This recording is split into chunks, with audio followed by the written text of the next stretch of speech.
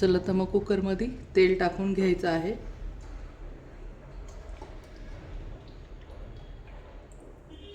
त्यानंतर पोटा टाकून घ्यायचा आहे.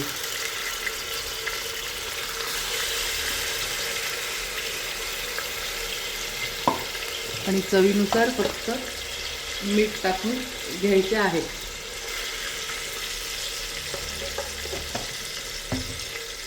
आता यात पाणी टाकून आपण कुकरच्या शिट्ट्या करून घेणार आहोत.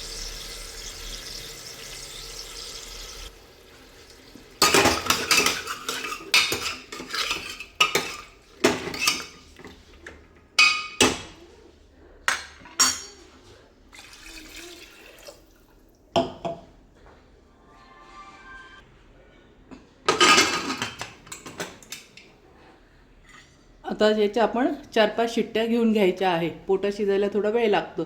आपण याच्या 4-5 शिट्ट्या करून घेऊया. गॅसवर कढई ठेवले आहे. थोडंसं तेल टाकून घेत आहे. तेल आता तापले. आता आपण जो हा ताजा मसाला बनवून ठेवला आहे तो फक्त 1 चमचा मी इथे टाकून घेत आहे. अजून थोडासा टाकून घेते. बाकी काहीच टाकायचं नाही.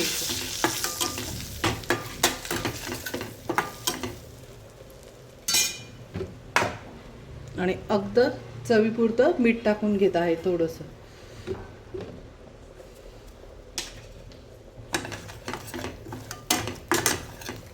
आता आपण जो हा पोटा उकडून ठेवलेला आहे तो टाकून घ्यायचा आहे. बघू शकतात, व्हेज असो नॉनव्हेज असो काहीच वेळ लागत नाही सर्व याच्यात असल्यामुळे. लसूण सोला किंवा दुसरे मसाले काढा, कांदा काढा याची काहीच गरज पडत नाही. तेल मीठ टाकलं आणि जे व्हेज नॉनव्हेज करायचे ते टाकलं की झालं.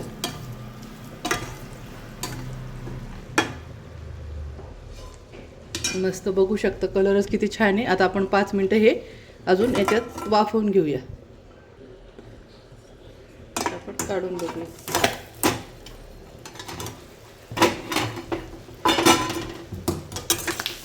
मस्त. आहा, बघितलं मैत्रिणींनो किती सुंदर बनला आहे.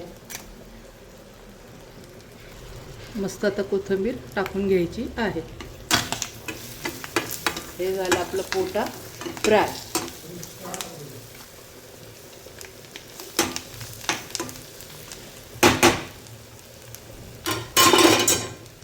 गॅस बंद करून घ्यायची. मस्त बघू शकता किती सुंदर पोटा फ्राय झालेला आहे. बघू शकता तो ताजा मसाला आहे ना. तुम्ही पाहिलं मी फक्त तेल आणि मीठ टाकलंय, बाकी काहीच टाकलेलं नाही आहे याच्यात.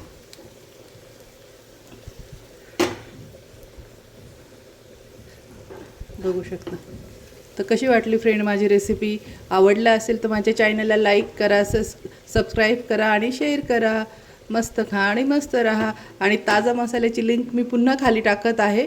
एकदा पुन्हा ज्यांनी नसेल बघितला त्यांनी पाहून घ्यायचं आहे. त्यात चिकन, मटन, व्हेज, नॉनव्हेज सगळं होतं. एक मसाल्यात अनेक प्रकारच्या भाज्या होतात.